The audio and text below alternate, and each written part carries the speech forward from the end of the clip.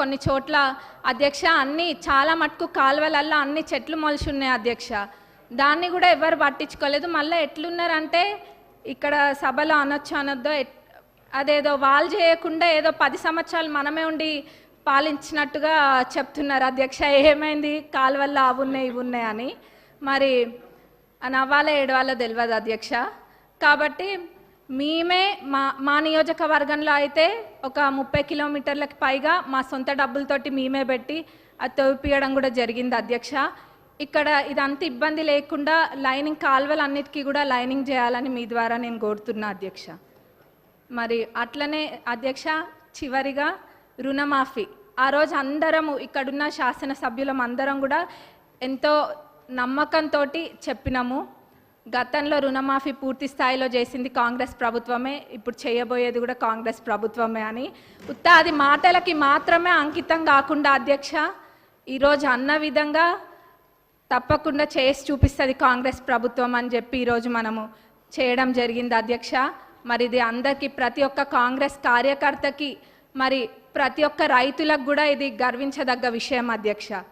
మరి మన గౌరవ అగ్రికల్చరల్ మినిస్టర్ గారిని మరి మన డిప్యూటీ సీఎం గారికి మా నియోజకవర్గ ప్రజలందరి తరపున ధన్యవాదాలు తెలియజేస్తున్నా అధ్యక్ష. నాకు ఇక్కడ మాట్లాడే అవకాశం ఇచ్చినందుకు మరొకసారి ధన్యవాదాలు లేవు అధ్యక్ష.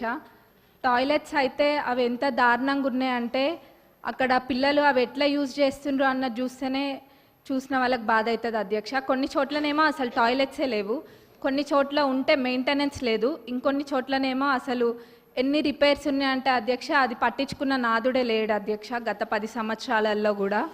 మరి ఇదే కాకుండా అధ్యక్ష స్టాఫ్ ప్రాబ్లం కూడా చాలా ఉంది అధ్యక్ష. మరి ఇవన్నీ కూడా మరి గత 10 సంవత్సరాలు ఎడ్యుకేషన్ అంత వెనకాల ఎందుకు వేసిండ్రో అర్థం కావట్లేదు అధ్యక్ష. వేర్లు మంచిగా ఉంటేనే చెట్టు మంచిగా ఉంటుంది. మరి అసలు ఆ వేర్లే మంచిగా లేనప్పుడు మరి ఇంకా ఏమవుతారు, పిల్లల భవిష్యత్తు ఏం కావాలి అధ్యక్ష. మరి గవర్నమెంట్ స్కూల్స్ ఒకప్పుడు ఎంత మంచిగా ఉంటుండే అధ్యక్ష, ఇప్పుడు ఆ గవర్నమెంట్ స్కూల్స్కి పంపించాలంటే ఎంత లేనోళ్ళు కూడా ఆలోచిస్తుండ్రు అధ్యక్ష.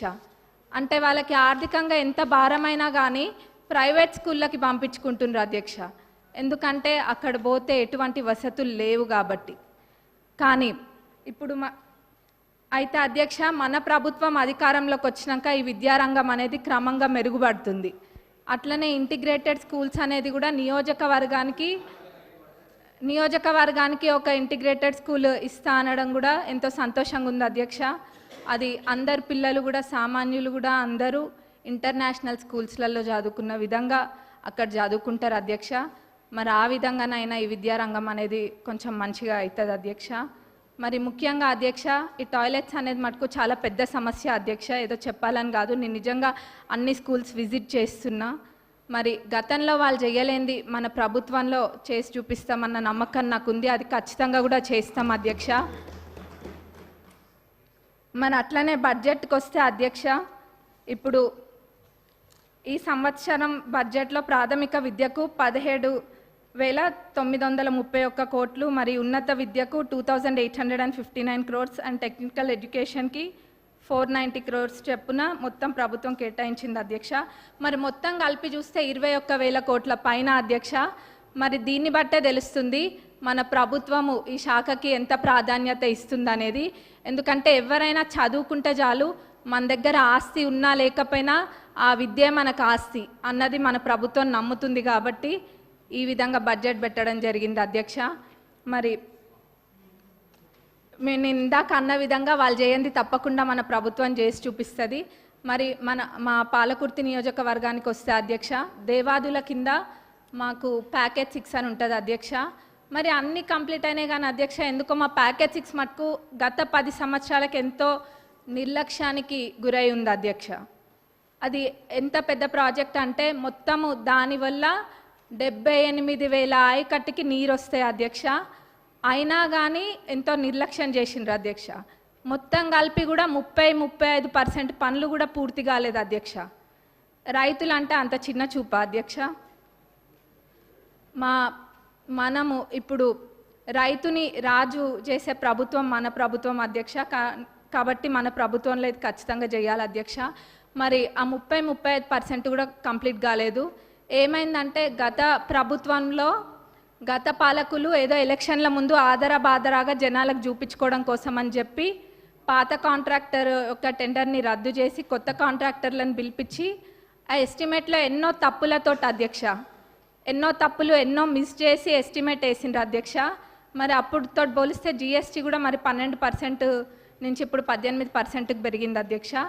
ఇట్లా ఎన్నో ఇబ్బందులతోటి ఈ కాంట్రాక్టర్లు కూడా పనులు చేయలేకపోతుండ్రు అధ్యక్ష.